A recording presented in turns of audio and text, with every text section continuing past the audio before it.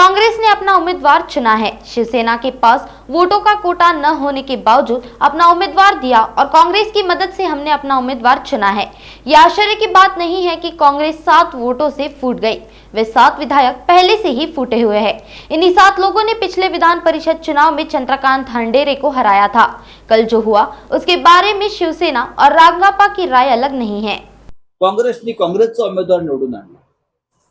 शिवसेनेकडे कोटा नसताना सुद्धा शिवसेनेनं उमेदवार टाकला आणि काँग्रेसच्या मदतीने आम्ही आमचा उमेदवार निवडून आणला। एक लक्षात घ्या, काँग्रेसची 7 मतं फुटली,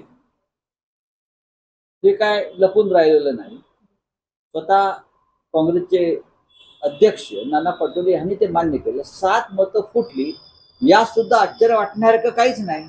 ते आधीच फुटलेले आहेत। मागच्या विधान परिषद निवडणुकीत चंद्रकांत हंडोरे यांचा पराभव करणारे हेच 7 लोक आहेत। चंद्रकांत हंडोरे हे जे निवडणुकीत पराभूत झाले 2 वर्षापूर्वी, तेव्हाही या 7 लोकांनी बेईमानी करून आपल्याच उमेदवाराला पाडलं। त्याच्यामुळे आम्हाला फार मोठा धक्का बसलाय किंवा महाविकास आघाडीला धक्का बसलाय हे मानण्याची गरज नाही। आमची जेवढी शिवसेनेचं एकही मत फुटलं नाही। राष्ट्रवादी काँग्रेसची मतं ही भाई जयंतराव पाटील यांना 12च्या 12 मतं पडलेली आहेत आणि काँग्रेसची जी मतं होती 7, वारंवार सांगतो ती गेल्या 2 वर्षापासून काँग्रेस बरोबर नाही। ती कागदावर आहेत आणि ती नावांसह समोर आलेली आहे।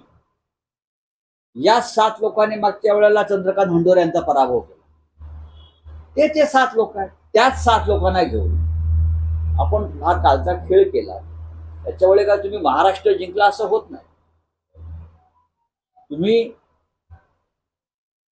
शिंदे आणि अजित पवार गटानं फार मोठी झेप घेतली किंवा फार मोठं युद्ध जिंकलं अजिबात नाही। सरकार आहे, सत्ता आहे, लहान पक्ष असतात, अपक्ष असतात, ते सत्तेबरोबर राहतात। आणि काल आमदारांचा भाव आपण विधानसभेत पाहायला हवा होता। शेअर बाजाराप्रमाणे चढत होता। शेअर बाजाराप्रमाणे भाव तिथे आमदारांचा, या अपक्ष आमदारांचा किंवा लहान पक्षाचा कसा चढत होता ते आम्ही काल तिथे अनुभवलेला आहे। त्याच्यामुळे महाविकास आघाडी ही मजबूत आहे। महाविकास आघाडीनं त्यांची दोन्ही उमेदवार निवडून आणलेले आहेत। काँग्रेसकडे पुरेसं संख्याबळ होतं, त्यांनी निवडून आणलं। शिवसेनेकडे संख्याबळ नव्हतं। शिवसेनेकडे स्वतःची 15 मतं होती। 15 मतं असताना सुद्धा शिवसेनेनं मिलिंद नार्वेकरांना उतरवलं आणि काँग्रेसच्या मदतीनं आम्ही आमचा उमेदवार निवडून आणला। थोडंसं गणित जमलं असतं तर जयंतराव पाटील हे 2ऱ्या किंवा 3ऱ्या पसंतीच्या मतावर जिंकू शकले असते, पण ते गणित जमू शकलं नाही। त्याच्यामध्ये मतं फुटली किंवा एकमेकाला जे पेढे भरवतात शिंदे फडणवीस, शिंदे पवार, हे हास्यास्पद आहे।